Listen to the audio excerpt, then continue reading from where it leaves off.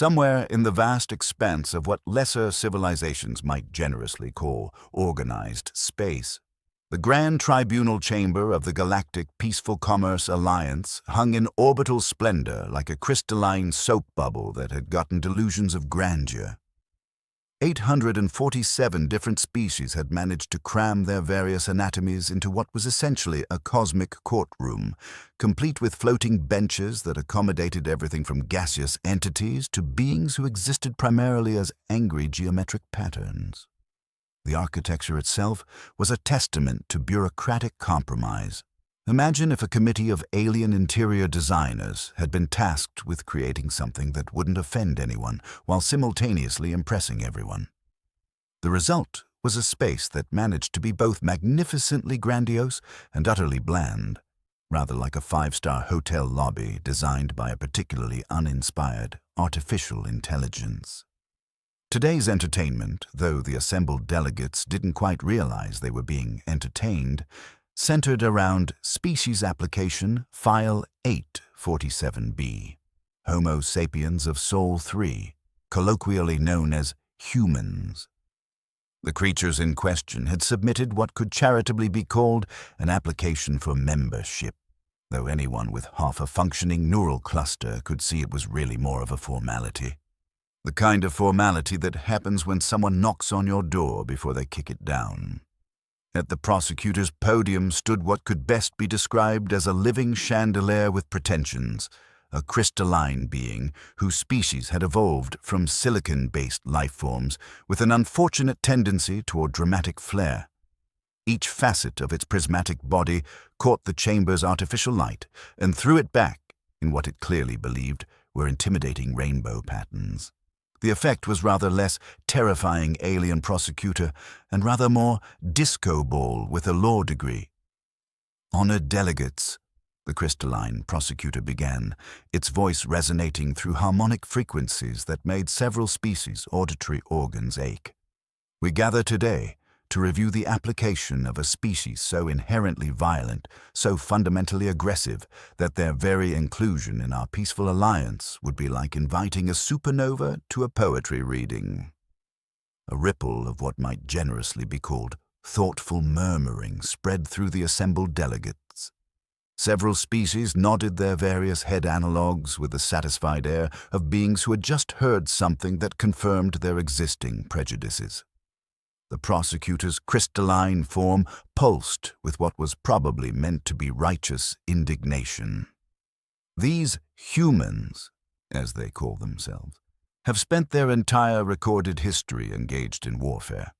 Their planet bears the scars of countless conflicts, their literature celebrates combat, and their entertainment media glorifies violence to such an extent that they've somehow made recreational consumption of fictional brutality into an art form. More nodding.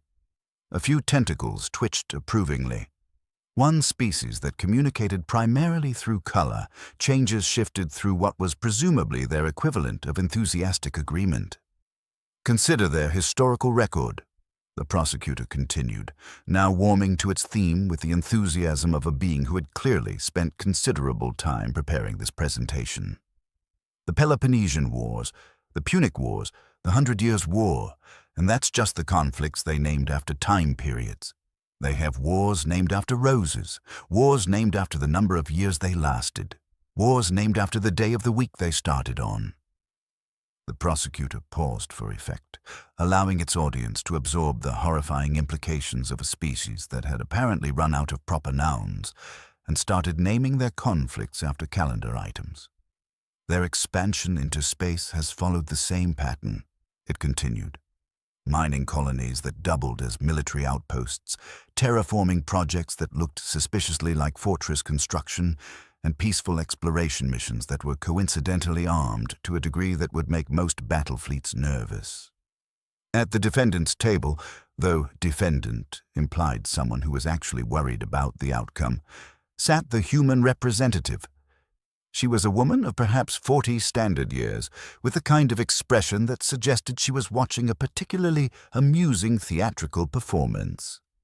Her dark hair was pulled back in what humans apparently called a professional style, and she wore a simple black suit that managed to look both respectful and vaguely threatening, like formal wear designed by someone who understood that sometimes the most dangerous predators were the ones who dressed for dinner.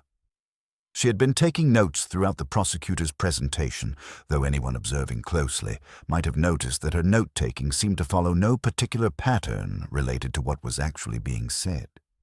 Instead, she appeared to be doodling small geometric shapes while wearing the expression of someone who was mentally composing her grocery list. "Their military history reads like a catalogue of strategic innovations," the prosecutor was saying, its crystalline form now practically vibrating with prosecutorial fervor. "They invented gunpowder and immediately used it to make bigger explosions. They developed nuclear energy and promptly turned it into weapons of mass destruction. They discovered spaceflight and within a century had weaponized orbital mechanics." Several delegates shifted uncomfortably in their various seating arrangements. The implications of a species that could weaponize the laws of physics were troubling to beings who had spent millennia assuming that the universe operated according to predictable, peaceful principles. The crystalline prosecutor turned toward the human representative with what would have been a dramatic flourish if it hadn't looked so much like a spinning piece of lawn ornament. "So I ask you, delegate of humanity, and I ask this honored court, in all of human history, with all of your species' documented aggression and militaristic tendencies, have humans ever, even once, lost a war?" The question hung in the air like a challenge, like a gauntlet thrown down before a being whose species had supposedly never learned when to back down from a fight. The assembled delegates leaned forward with the anticipation of beings about to witness what they assumed would be a crushing admission of human inadequacy. The human representative looked up from her notes, set down her stylus with deliberate care, and smiled. It was not a particularly large smile. It wasn't even a particularly threatening smile. But somehow, it was the kind of smile that made several hundred advanced alien civilizations suddenly remember urgent business elsewhere in the galaxy. "That's an interesting question," she said, her voice carrying the sort of pleasant tone that usually preceded very unpleasant revelations. "I appreciate the thoroughness of your research. Really, quite impressive work." She stood up slowly, smoothing down her jacket with movements that were casual to the point of being ominous. "I do have one small clarification to request, though, before I answer." The prosecutor's crystalline form flickered with what might have been confusion or possibly premature triumph. The human representative's smile widened just slightly, and somewhere in the back of the cosmic courtroom, a delegate who had survived 3 galactic conflicts and 2 cosmic catastrophes quietly began updating their will. "Which galaxy are we talking about?" The question lingered in the chamber's artificial atmosphere like a toxic gas leak that nobody had quite noticed yet. 847 species had suddenly developed the universal expression of beings who had just realized they might have stepped in something considerably more significant than they had initially thought. The crystalline prosecutor flickered through several color spectrums, which in its species typically indicated either deep confusion or impending system failure. It had prepared for many possible responses to its dramatic question, indignant denials, defensive justifications, perhaps even some primitive chest-beating about human military prowess. What it had not prepared for was a counter-question that somehow made its original inquiry sound like asking a supernova about its favorite shade of blue. "I'm sorry," the prosecutor managed, its harmonic voice wavering slightly. "I'm not sure I understand the relevance of—" "Oh, it's absolutely relevant," the human representative interrupted with a kind of gentle authority that made it clear interruption was not only expected, but welcomed.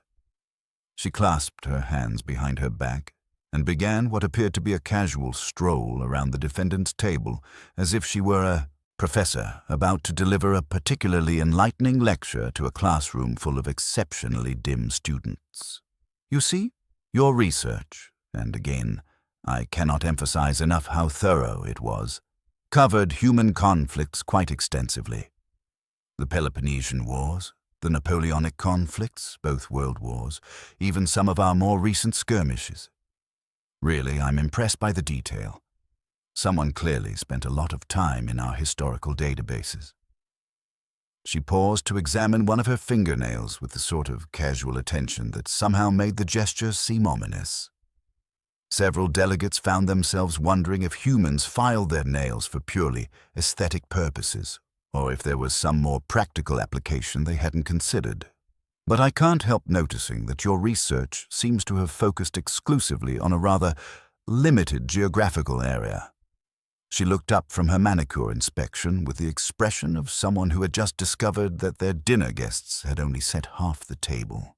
Specifically, one small blue-green planet in an unremarkable star system on the outer rim of what you probably consider a fairly typical spiral galaxy. A slight murmur ran through the assembled delegates, the kind of sound that 800 different species make when they're beginning to suspect they've misplaced something important, but can't quite remember what. Earth, she continued, as if the name itself were a quaint historical curiosity, is indeed where humans originated. Lovely little world, really. We've kept it quite well preserved. Turned it into something of a historical park, actually. Very popular with the grandchildren when they want to see where great-great-grandmother used to hunt woolly mammoths. The prosecutor's crystalline structure was now cycling through colors that didn't appear in any known spectrum, which was either a sign of extreme distress or an indication that it was about to undergo some sort of spectacular structural failure. Are you suggesting that humans have expanded beyond their homeworld? Oh my, yes. The human representative's smile was the sort that civilizations throughout history had learned to fear, though they usually recognized it too late to do anything useful about it. We've been quite busy, actually. Though I suppose busy is relative. What's a few thousand years of interstellar expansion when you're working on the sort of timeline that geological processes appreciate? She returned to her table and picked up what appeared to be a standard data pad, though several observant delegates noted that it seemed to be displaying information in more dimensions than their own computing devices typically managed. Let me see if I can clarify the scope of what you're asking about, she said, scrolling through data with the casual air of someone reviewing a shopping list. When you ask about human military history, are you referring to the territorial disputes in the Sol system? Because those were really more like practice exercises. Good training for the youngsters, you understand. Nothing too serious. The chamber had gone quiet with the sort of silence that typically preceded either enlightenment or catastrophe, and sometimes both. Or perhaps you're thinking of our expansion into the local stellar neighborhood. That was somewhat more substantial, I'll grant you. About 47 star systems, if memory serves. Though we really only had to be firm with 3 of the local species. The others were quite reasonable about the whole relocation situation. A delegate near the back of the chamber made a sound that was either a cough or possibly an attempt to restart its respiratory system. Then there was our first real test of interstellar logistics, the Perseus Arm campaign. Now that was educational. Do you know how challenging it is to coordinate supply lines across 14,000 light-years? The paperwork alone was enough to drive our accountants to develop entirely new forms of mathematics. The human representative paused to take a sip from what appeared to be an ordinary glass of water, though several species with advanced chemical sensors detected molecular structures that shouldn't have existed according to conventional physics. But I suspect, she continued, setting down the glass with the sort of care usually reserved for handling unstable explosives, that when you compiled your research on human warfare, you weren't thinking about our operations in the Cygnus region, or the Centaurus expansion, or what we call the Great Magellanic Engagement, though engagement might be putting it mildly. The prosecutor had stopped changing colors entirely, which in its species typically indicated either death or the sort of shock that was functionally equivalent. And certainly, the human representative said, her voice carrying the tone of someone sharing a particularly amusing anecdote at a dinner party. "You weren't considering our activities in what we've come to call the neighboring properties." She gestured vaguely upward, toward the chamber's transparent dome that offered a view of the local star field. Andromeda, for instance. Beautiful galaxy, really. Spiral structure quite similar to our home neighborhood. The locals there had developed some fascinating technologies, though they were perhaps a bit too enthusiastic about using them on each other. We felt obligated to intervene. The silence that followed was the kind that usually indicated either the death of a star or the birth of a new form of cosmic horror. "So," the human representative said, returning to her seat with movements that were casual to the point of being terrifying, "when you ask whether humans have ever lost a war, I find myself in need of clarification."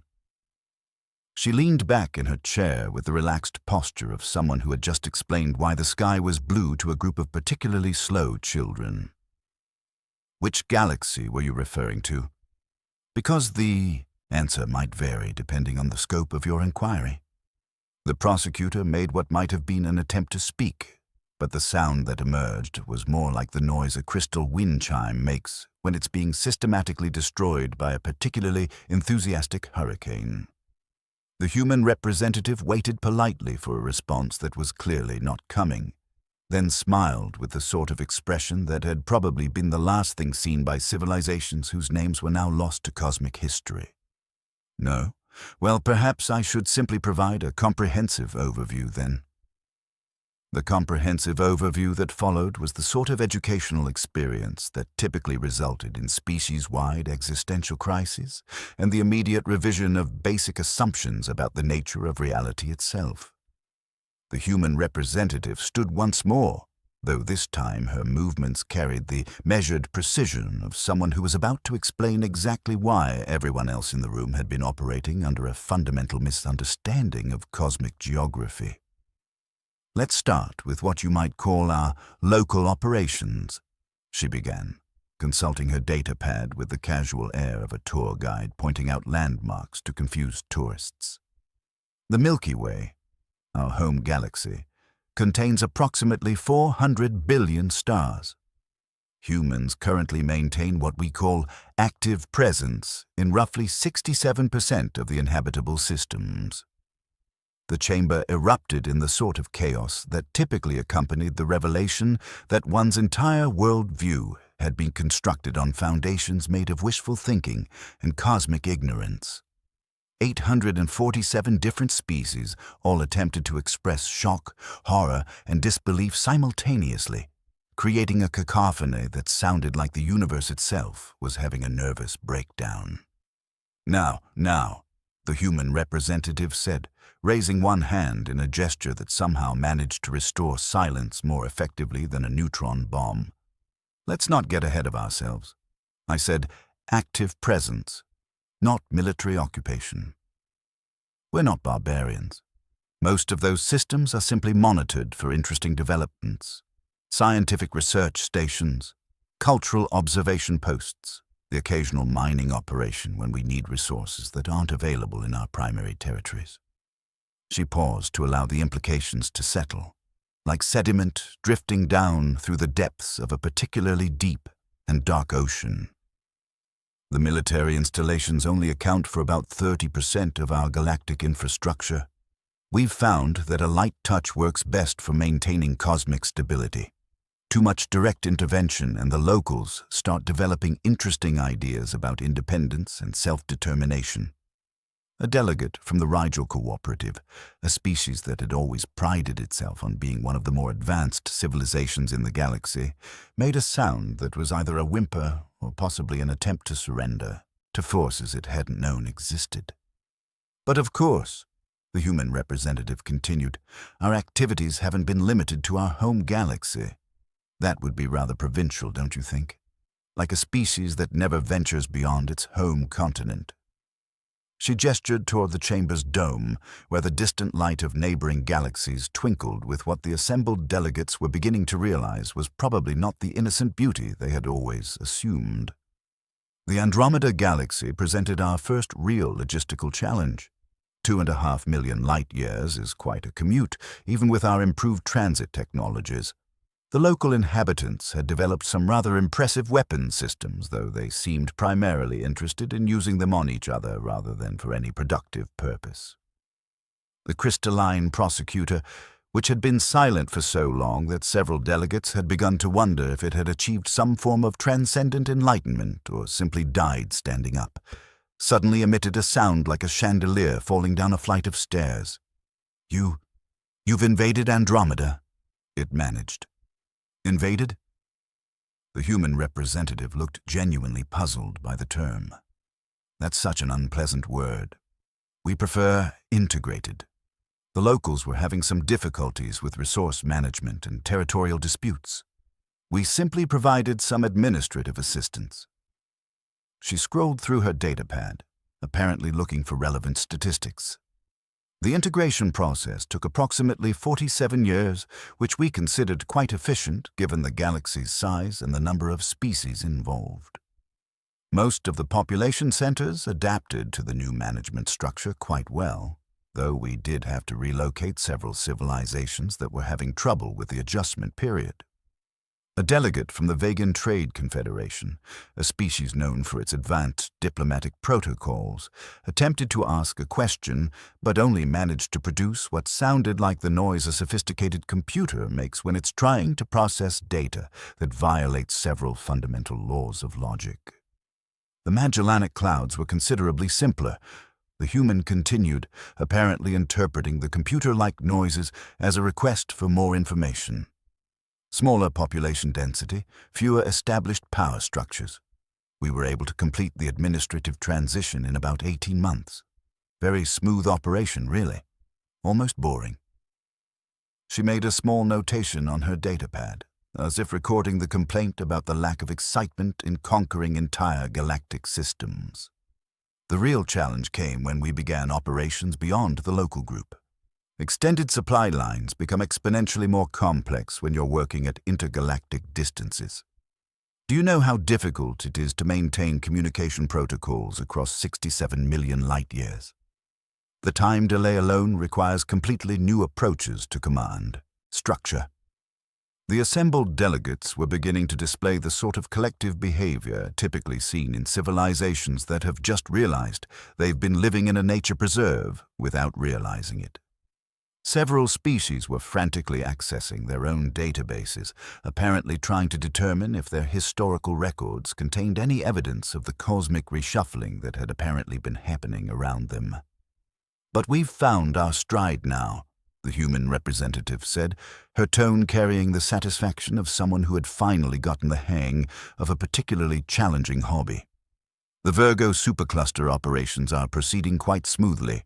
The locals in the Fornax cluster put up some initial resistance, but that was mostly just misunderstanding about the new administrative procedures." She looked up from her datapad with the expression of someone who had just remembered an amusing anecdote. "Actually, that reminds me of your original question about whether humans have ever lost a war. The Fornax situation is probably the closest we've come to what you might call a setback.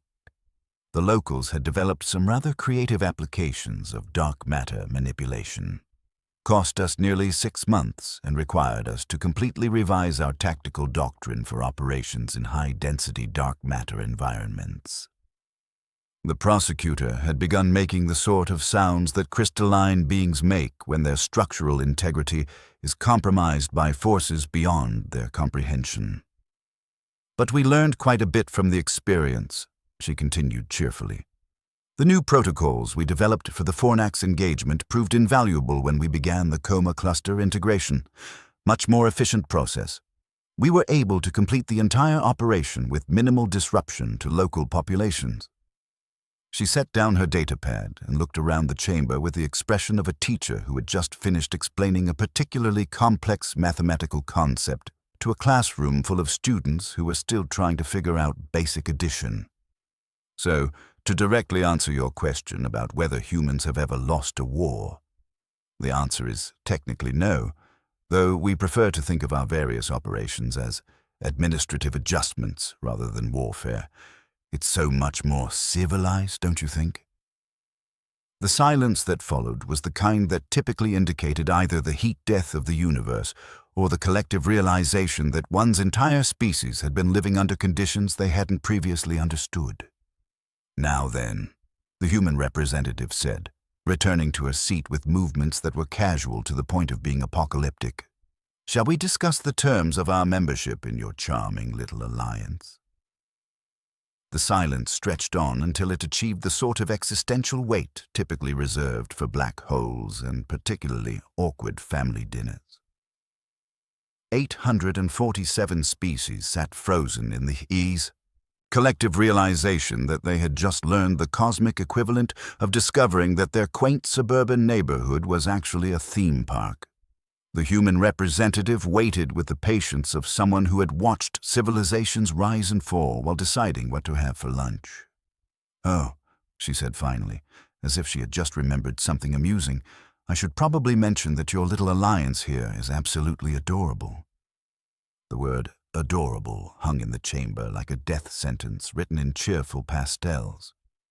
"We've been monitoring this sector for quite some time, actually. It's become something of an entertainment hub for our cultural anthropologists.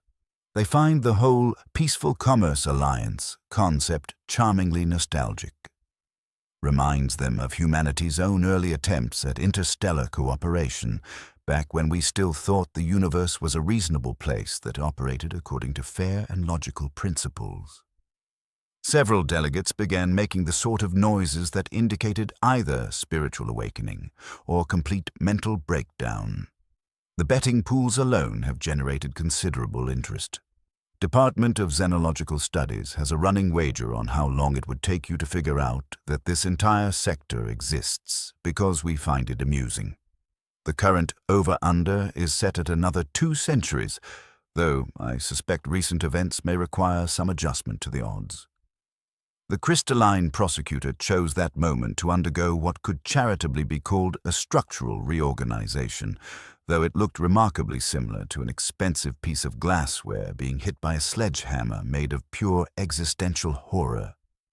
"But don't worry," the human representative continued, standing and gathering her materials with the brisk efficiency of someone concluding a successful business meeting. "We have no intention of changing the current arrangement. This little preserve has been designated as a cultural heritage site by the Department of Cosmic Antiquities. Protected status, very strict preservation guidelines." She paused at the chamber's exit, turning back with the sort of smile that had probably been the inspiration for several species' concepts of divine retribution. "Though I do think we might want to update the name. Galactic Peaceful Commerce Alliance doesn't quite capture the current administrative reality. Perhaps Human-Supervised Galactic Peaceful Commerce Alliance, or maybe just the petting zoo." The chamber erupted in what could generously be called pandemonium, though it bore a striking resemblance to the sound 800 different species make when they realize they've been living their entire civilizations as unknowing participants in someone else's nature documentary. The human representative walked out into the cosmic night, leaving behind a tribunal that was frantically trying to figure out how to withdraw their objections to humanity's membership application and simultaneously apply for protective status under whatever cosmic authority apparently kept their entire existence running smoothly. Somewhere in the darkness between galaxies, the universe maintained its peculiar sense of humor, and the most peaceful alliance in known space continued to exist precisely because the most successful warriors in cosmic history had decided it was too entertaining to shut down.